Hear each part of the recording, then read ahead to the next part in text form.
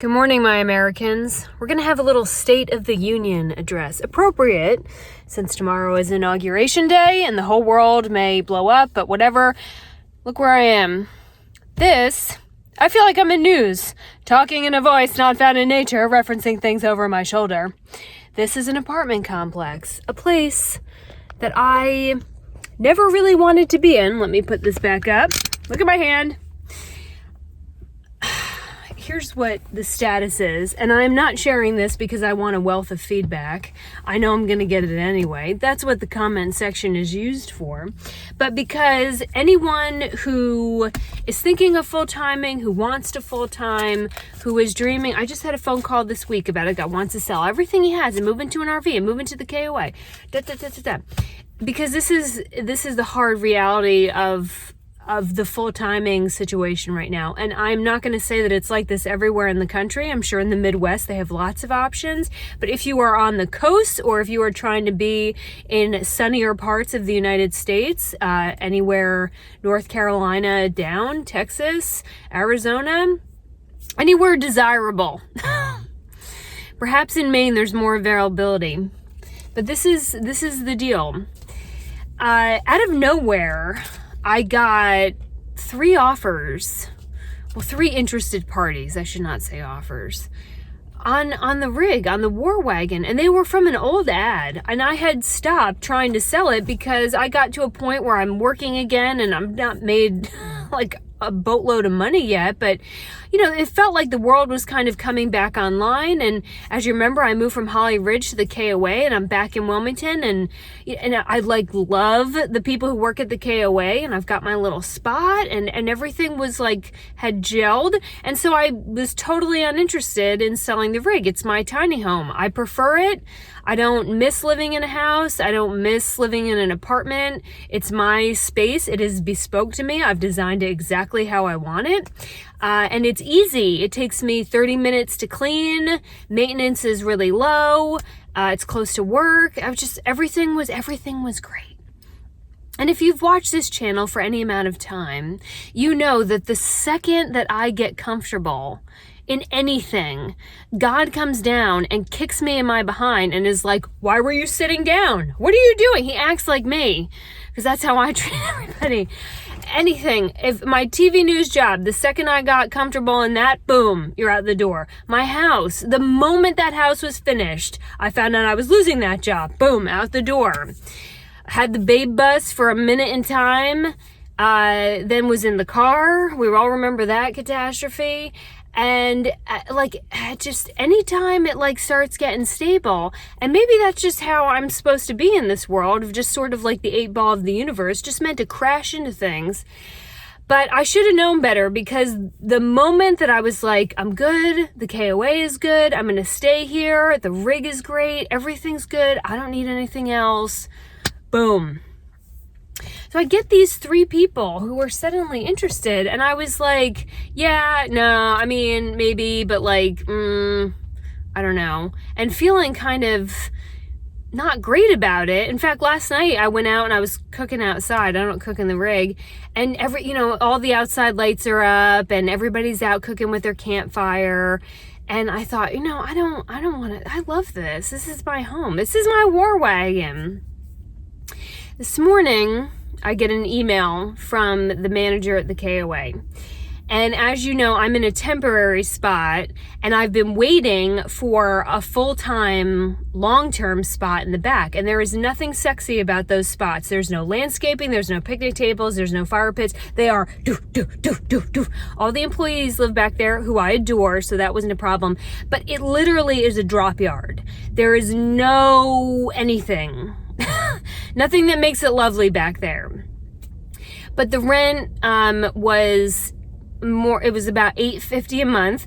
And if you've watched some other videos that I've done, where I break down the monthly costs of living in an RV park, it is far more expensive in most cases than an apartment or a house. It just is. When you add in the mailbox and the propane and the electric and the Wi-Fi you're going to have to get and all that, it's way more expensive. So it is not cost-effective living. We need to end that narrative. I know that it's sold everywhere across YouTube, but if you actually get out a spreadsheet and do the math. Now, someone in the middle of nowhere, in the middle of the country, is going to counter that argument and say, there are full-time spots where I am in blank name Kansas for $350. That's great. That's not my community.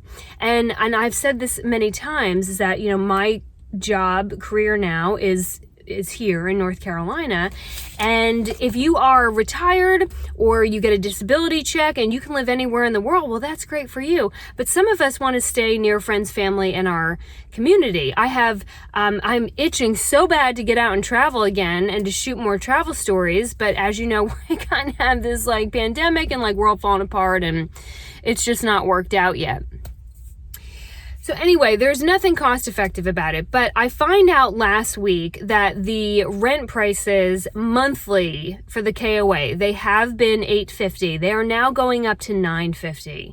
So when you add in all the other costs, I am far exceeding any apartment, or not any apartment, but like I'm now, it is probably the more expensive option minus a house. And you add in all those rental costs, and then you have to add in the value of the rig, and it's like, it blows the doors off. But who cares? It's like, it's my home. Like I'll pay it. But $850 to $950, there's no improvement in like the actual facility. Actually, it's less, because now I'd be in the drop yard. $100 more a month. $1,200 more a year. All that said, it still didn't faze me too much, because it's super convenient to everywhere I am, and there's no other option. The only other park in New Hanover County has crime and drug issues. It's a newer park, and I didn't realize this, but I've talked to some other RVers, and they said it's an absolute zoo down there because it's close to the beach. Or I could go and move an hour away like I was this summer, and that's not efficient when you're trying to sell real estate. So I was totally content with taking one of those in the back, even at $100 more a month. Well, the email I got today, you know how sometimes the universe just starts sending you a lot of messages? The email today was that there are currently 15 people on the wait list for one of those spots. There is no indication that anyone is leaving.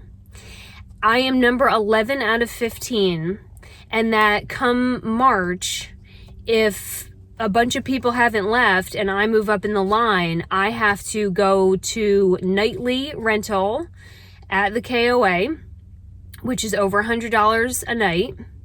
Times that by 30 if you want to figure out what the lot price is. And there are no monthly rentals available. And no one's even sure if like I can keep that spot. I may have to move around based on reservations.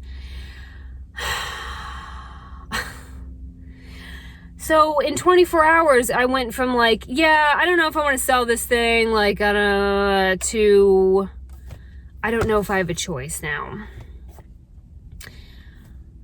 Damn. So I went to my mentor, which is the old wise tree on the movie Pocahontas. Good morning, child. The smartest thing said ever comes out of her bark. To listen. All around you are spirits, child. And there's the whole thing she says about listening to the wind. I think that's what she said. It's been a long time since I've watched it. If you want good advice, you watch a Disney movie. Don't listen to your friends. Your friends give you shitty advice. I was so fine. And now in no time at all, everything that I was not prepared to do has like landed on my plate. I wanted to buy land, put the rig on it, get my cows, be left alone.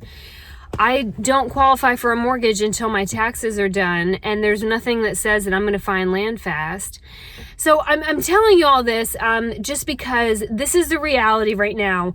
In the RV, they gave me at this apartment complex some really horrible coffee, and it's like, well, it's Starbucks. I don't know why I'm drinking. Because it's free. Because it's free in the lobby, and for the cost of rent, I was like, I'll take 5. But the reality is that so many people want to RV right now because they do not want to be in planes, trains, automobiles, hotels, cruises, anything like that. So the demand for RVs is sky high, which means the demand for parks is sky high. That KOA is booked every single night. One goes out, one comes in. One goes out, one comes in. And they are booked out for months. So the era of full timing or RVing where you could just wander and then be on the road and like call up a park and see if they have, that's gone. That is not true.